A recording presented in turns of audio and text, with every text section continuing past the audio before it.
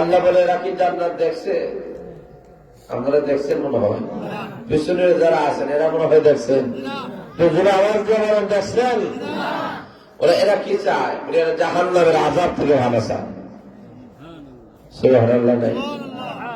ওয়াকিলা আযাবান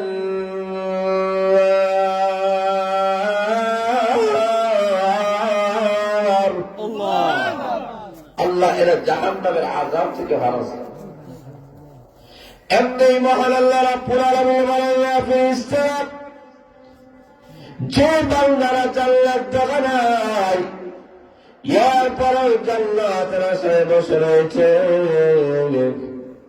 আবার জাহান্নামের শাস্তি দেখে নাই, এরপরেও জাহান্নামের বই চোখের পানি ফেলায় কান্দে, ফেরেশতারা রে, তোমাদেরকে সাক্ষী রেখে আমি আল্লাহ ঘোষণা দিলাম, আমার বান্দারা মাহফিল থেকে ওঠার আগে আগে আমি আল্লাহ তাদের পিছনের গুনাহ মাফ করে দিলাম। আমার লক্ষ্য করা জানার এমন একটি সময় এই জায়গায় আমরা বসিয়েছি, যে সময়টা আল্লাহ রাব্বুল আলামিনের রহমত প্রথম আকাশের মধ্যে আসিয়া ঘোষণা করতে থাকেন, আলা বিল মুস্তাগফিরিন ফাআগফির লাহু, আলা বিল মুস্তারদিকিন ফাআরযুকহু, আলা মুবতালা ওয়াওয়াফিয়াহু। ঘোষণা করা হয়, আসলে কোন গুনাহগার বান্দা বান্দি গুনাহ করে করে জীবন ধ্বংস করে দিয়েছ, আমি আল্লাহর কাছে বলো, বান্দা বান্দিরা রে, ক্ষমা চাইতে দেরি হবে, আমি আল্লাহ তোমার জীবনের গুনাহ মাফ করে দিতে একটা সেকেন্ডও দেরি হবে না। আসলে কোন রিজেক্ট জানেওয়ালা বান্দা বান্দি আমি আহকামুল হাকিমের কাছে চাও, বান্দা বান্দি দুনিয়ার সকল দরজা বন্ধ হয়ে গেছে, আমি আহকামুল হাকিমের দরজা এখনো পর্যন্ত বন্ধ হয় নাই। ফজর পর্যন্ত আল্লাহ রাব্বুল আলামিনের রহমতটা এইভাবে ডাকতে থাকে। আল্লাহ ডাকতে বলেন, দুজন চারওয়ালা কোন বান্দা বান্দি আসেনি, আমি আল্লাহর কাছে চাও, চাইতে দিনে বলে আমি আল্লাহ তোমার যে প্রশস্ত করে দিতে একটা সেকেন্ড দিলে হবে না। আসলে কোন বালা মুসিবত বলা আল্লাহ মুবতালা ফাওয়াফিহু, আসলে কোন মুসিবতে পড়াওয়ালা এমন কোন বান্দা বান্দির আসেনি, অসুস্থ হয়ে গেছে, দুনিয়ার কোন ডাক্তার তোমার রোগ ভালো করতে পারে না। আল্লাহ রাব্বুল আলামিন বলেন, বান্দা বান্দিরা রে, রোগ দেওয়ার মালিক আমি আল্লাহ, শিফা দেওয়ার মালিক কে? আরো জোরে বলেন। দুনিয়ার কোন ডাক্তার তোমাকে ভালো করতে পারে না, কোন ক্যাপসুল তোমাকে ভালো করতে পারবে না, কোন ভিটামিন কোন আয়রন তোমাকে ভালো করতে পারে না, কোন ইঞ্জেকশন কোন স্যালাইন তোমাকে ভালো করতে পারে না। ভালো করার মালিক আমি আল্লাহ।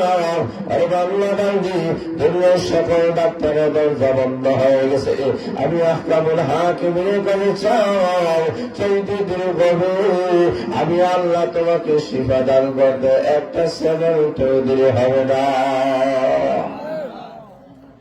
আসলে কোন গুনাহগার বান্দা গোনাহ করে কোন জীবন ধ্বংস করে দিয়েছ, এমন কোন গুনাহ নাই যে গুনাহটা করো নাই, আমি আল্লাহর কাছে বলো, রে বান্দা বান্দি, আরে বান্দা বান্দি গুনাহ করে জীবন ধ্বংস করে দিয়েছ, আল্লাহ বলেন তোমার গুনাহ যতই বড় হয় না কেন, আল্লাহ নবী বিশ্ব নবী রাহমাতুল আলামিন ঘর থেকে বাইরে বাইরে তাকায় দেখেন, হযরত ওমর রাদিয়াল্লাহু তাআলা চোখ থেকে জল ধরে পানি বেরোচ্ছেন।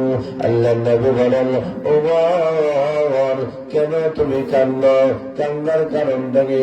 ওমর বলে, ইয়া রাসূলুল্লাহ, ইয়া হাবিবাল্লাহ, আল্লাহ নবী গো, এক একটা যুবকের কান্দনের কারণে আমি চোখের পানি সামনে রাখতে পারি নাই, আমার চোখ থেকে অজস্র পানি পড়তেছে। আল্লাহ নবী যুবকের কাছে গিয়ে বলেন, যুবক কেন তুমি কান্না? কান্নার কারণটাকে যুবক বলে, ইয়া রাসূলুল্লাহ, ইয়া হাবিবাল্লাহ, আগে নবীজি আমি গুনাহ করে ফেলেছি, আমি অন্যায় করে ফেলেছি। আবার মনে কর এমন গুনাহ মহান আল্লাহ আমাকে মাফ করবে না। অথচ আল্লাহ জানায়া দিয়েছেন, লা তাকনাতু মির রাহমাতিল্লাহ। আরে বান্দা বান্দী, যতই গুনাহ করো না কেন আল্লাহর রহমত থেকে কখনো নিরাশ হইতে নাই। যারা বলেন ঠিক না ঠিক? বান্দা বান্দী যতই গুনাহ করে না কেন প্রত্যেকটা গুনাহ করে সচিব, আর আল্লাহ রাব্বুল আলামিন তওবা করে অসীম। আল্লাহর রহমত অসীম, অসীমের সামনে সসীমের কিছুই হয় না। যারা বলেন ঠিক না ঠিক? আল্লাহ নবী বলেন, যুবক এমন কি তুমি গুনাহ করেছ, আমার কাছে বলো, আমি নবীর কাছে বলো, আমি না রাহমাতুল আলামিন, আমি না উম্মতের কল্যাণী নবী। এমনি যুবক ডাক দেয়া বলে, এ রাসূলুল্লাহ, ইয়া হাবিবাল্লাহ, আমার গুনার মাত্রাটা বড়।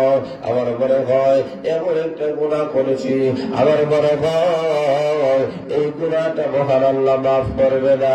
আল্লাহ নবী বলেন, যুবক রে, তোমার গুনাহ বড় না, আল্লাহর জমিনটা বড়। যুবক বলে, ইয়া রাসূলুল্লাহ, ইয়া হাবিবাল্লাহ, আল্লাহ নবী গো, আল্লাহর জমিনের চাইতে আমার গুনাহটি বড়। আল্লাহ নবী বলেন, যুবক বড় তুমি কি তোমার গুনাহ বড় না মহান আল্লাহর আকাশটা বড়? না গো নবীজি, আল্লাহর আকাশের চাইতে আমার গুনাহটি বড়। আল্লাহ নবী বলেন, আরে যুবক বলো তুমি কি তোমার গুনাহ বড় না মহান আল্লাহর আরশটা বড়? যুবক বলে, না গো নবীজি, আল্লাহর আরশের চাইতে আমার গুনাহটি বড়।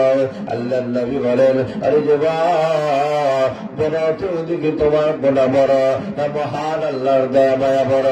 এবার যুবক নিশ্চুপ হয়ে গেছে, কোনো কিছুই বলে না। আল্লাহ নবী বলেন, যুবক তোমার গুনার চাইতে আল্লাহর দয়া বড়।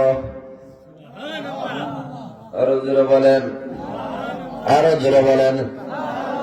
প্রত্যেকটা মানুষগুলা যে গুণা করি, প্রত্যেকটা গুণা বলো সসীম, আর আল্লাহর দয়া ভালোবাসিম।